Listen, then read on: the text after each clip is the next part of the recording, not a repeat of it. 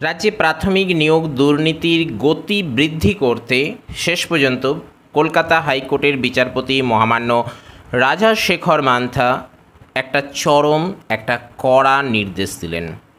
কী নির্দেশ দিলেন সেটা আপনারা সকলেই হয়তো কম বেশি ইতিমধ্যে জেনে থাকবেন, তবে আজকের এপিসোডে এই ব্যাপারটাই আমরা একটু কিন্তু ডিটেলস আলোচনা করে নেওয়ার চেষ্টা করব। আশা করছি আপনাদের কাছে সমস্ত ব্যাপারটা কিন্তু আজকের এপিসোডের মাধ্যমে অনেকটা ক্লিয়ার হয়ে যাবে যদি আপনারা ভিডিওটি কমপ্লিটলি দেখেন। কেননা ইতিমধ্যে রাজ্যে প্রাথমিক নিয়োগ দুর্নীতি মামলা 2014 সালে যে নিয়োগ হয়েছে সেটাকে কেন্দ্র করেই, এবং সেই 2014 সালের নিয়োগ হওয়ার পর সেখান থেকেই কিন্তু শুরু হয়েছে এই মামলা। আর সেই মামলা কিন্তু দীর্ঘ 10 বছর পরেও চলতে একদম 2024 সালে এসে দাঁড়িয়েছে।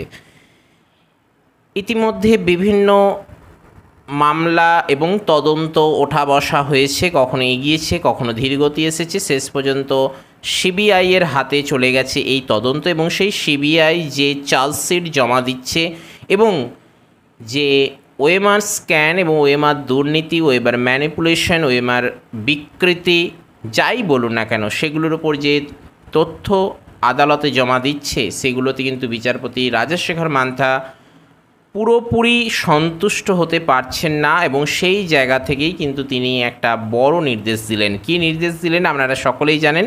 আমরা আজকের এপিসোডে আসুন ডিটেলস ব্যাপারটা একটু জেনে নিই।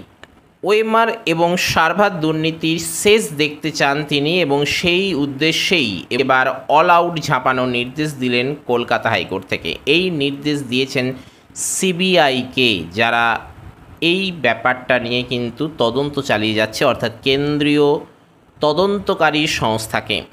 পৃথিবীর যে কোনো প্রান্তের বিশেষজ্ঞ কিংবা বিশেষজ্ঞ কমিটির তারা সাহায্য নিতে পারেন, সেটা সরকারি কিংবা বেসরকারি।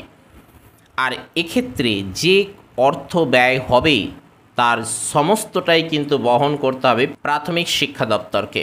কয়েক মাস আগেই ওএমআর শিট মূল্যায়ন সংস্থা এস বসু রায় অ্যান্ড কোম্পানির প্রোগ্রামার পার্থ সেন এবং ডিরেক্টর কৌশিক মাঝির বিরুদ্ধে নিম্ন আদালতে চার্জশিট দিয়েছিল সিবিআই। এবং এক্ষেত্রে তারা দাবি করেছিল 2014 সালে টেট 152 জন প্রার্থীর নাম ছিল উইথহেল্ডের তালিকায়। অর্থাৎ উইথহেল্ড বলতে এখানে সেই সকল ক্যান্ডিডেটদের তালিকা বলা হচ্ছে যাদের নথিপত্র অর্থাৎ ডকুমেন্টস ভেরিফিকেশনের সময় সমস্যার সম্মুখীন হতে হয়েছে, অর্থাৎ তাদের নথিপত্রের সমস্যা রয়েছে।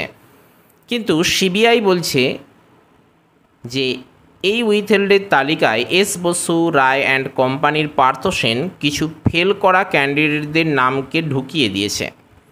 প্রাথমিক শিক্ষা পর্ষদের সভাপতি এবং তৃণমূলের বিধায়ক সেই সময়ের মানিক ভট্টাচার্য, যিনি এখন বর্তমানে জেলে রয়েছেন, তিনি এই তালিকা ইমেল করেছিলেন ওই পার্থ সেনের কাছে। কেবল তাই নয়, ওএমআর সিটের কারচুপিও করেছিলেন তিনি এই সময়টাতে। চার্জশিটে সিবিআই দাবি করছে ওএমআর স্ক্যান ইনফ্যানিট প্রযুক্তি সহ অত্যাধুনিক প্রযুক্তি ব্যবহার করা হয়েছিল, এবং সেখানে মূলত ওএমআরগুলোকে এমনভাবে রাখা হয়েছিল, অর্থাৎ এডিটেবল অবস্থায় রাখা হয়েছিল যাতে তা পুনরায় তার রদবদল ঘটিয়ে দেওয়া যায়। শুক্রবার আদালতে সিবিআই আবারও জানায় যে ওএমআর সংক্রান্ত রিপোর্ট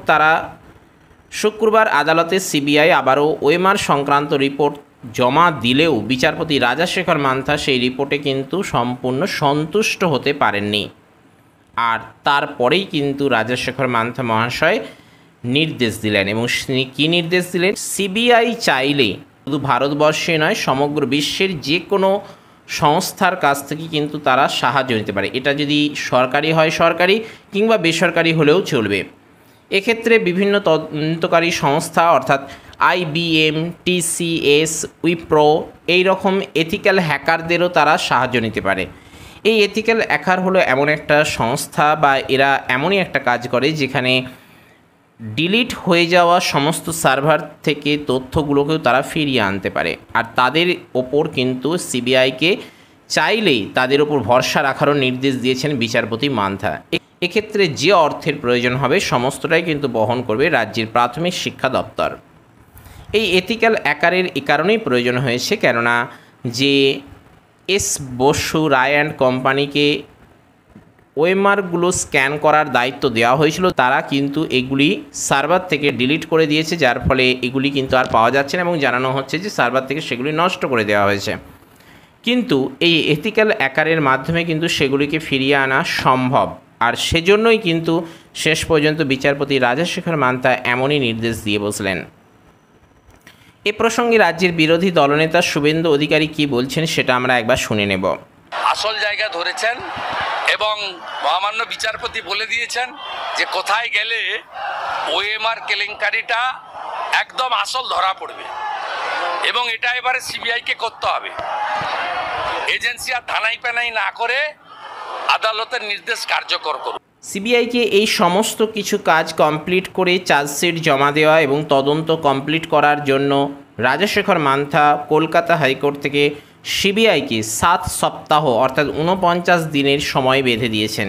এর মধ্যে সিবিআইকে বিশ্বে কিংবা ভারতবর্ষের, সেটা সরকারি বেসরকারি যে কোনো এথিক্যাল হ্যাকারদের কাছ থেকে এই সকল তথ্য তদন্ত করে বের করে আনতে হবে এবং তারা যে রিপোর্টে বলেছিল এই এস বসু রায় অ্যান্ড কোম্পানির কাছ থেকে তাদের অরিজিনাল তথ্যগুলি অর্থাৎ অরিজিনাল ওএমআর শিটগুলি সংগ্রহ করা সম্ভব হচ্ছে না, সেই জায়গাটা কিন্তু কাটিয়ে উঠে তাদেরকে কিন্তু অরিজিনালগুলো সংগ্রহ করতে হবে।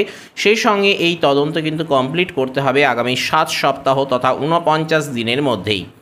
এ প্রসঙ্গে তৃণমূলের কুণাল ঘোষের মন্তব্য, বলেছে ঝাঁপাতে হবে, কত তলা থেকে ঝাঁপাবে, কজন ঝাঁপাবে, এরকম এখনো গাইডলাইন তো শোনা যাচ্ছে না। দুদিন বাদে এগুলো শোনা যাবে। যা যা বলার মহামান্য কোর্ট বলেছেন, তদন্ত চলছে, দেখা যাবে। সেই 2014 সালে টেট নিয়োগের পর থেকেই যে টেট নিয়ে প্রথমে ক্যান্ডিডেট, পরে সাধারণ জনগণ, এমনকি বিচারপতি, সেই সঙ্গে সিবিআই তথা কেন্দ্রীয় তদন্তকারী সংস্থা সকলের মধ্যেই যে এক রহস্যের দানা বেঁধেছে, সেই রহস্য শেষ পর্যন্ত কতটা খোলাসা হবে, সেই রহস্য কতটা সমাধান হবে এবং শেষ পর্যন্ত সিবিআই কতটা তাদের তদন্তের মধ্য দিয়ে সত্যকে উন্মোচন করবে, সেটা কিন্তু সময়ের অপেক্ষা। এ কারণেই সময়ের অপেক্ষা, কেননা দীর্ঘ 10টা বছর পেরিয়ে গেলেও এখনও পর্যন্ত কিন্তু তার সমাধানের সিদ্ধান্তে পৌঁছতে পারছেন না, সেটা আদালত কিংবা সেটা বিচারপতি কিংবা তদন্তকারী সংস্থা। শেষ পর্যন্ত কতটা এই দুর্নীতির অবসান ঘটে সকলে তার জন্যই অপেক্ষা থাকবে এবং সেটা কিন্তু সময়ই বলে দেবে। আপাতত যে আপডেট আমরা পেয়েছি, বিচারপতি যে নির্দেশ দিয়েছেন, তদন্ত যেদিকে এগোচ্ছে এবং সেই সঙ্গে বিচার ব্যবস্থা যেদিকে এগোচ্ছে সেদিকের উপর ভরসা রেখেই আমাদেরকে আগামী দিনের জন্য অপেক্ষা করতে হবে। সত্যের জয়, ন্যায়ের জয় এবং আগামী দিনের নতুন চাকরির দিশা দেখে আমাদেরকে সামনের দিকে তাকিয়ে থাকতে হবে। যে কোনো আপডেট ছোট বড় যাই আসুক সকলেই আপনাদের সামনে একে একে উপস্থাপন করার চেষ্টা করব। সে প্রসঙ্গে আপনাদের যদি কিছু বক্তব্য থাকে, বলার থাকে, কিছু পরামর্শ দেওয়ার থাকে, নির্দ্বিধায় কমেন্ট বক্সে জানাতে পারেন। সেই সঙ্গে ভিডিওটি ভালো লাগলে একটি লাইক, যদি ইনফরমেটিভ মনে হয় প্রয়োজনদের সাথে শেয়ার এবং চ্যানেলে নতুন এসে থাকলে অবশ্যই সাবস্ক্রাইব করে অল নোটিফিকেশানটি অন করবেন, কেননা আপনাদের উৎসাহই আমাদের এগিয়ে চলার একমাত্র পাথেয়। তো চলুন আজ আপাতত এই পর্যন্তই। নমো টুডে, দেখা হচ্ছে পরের এপিসোডে। জয় হিন্দ, বন্দে মাতরম।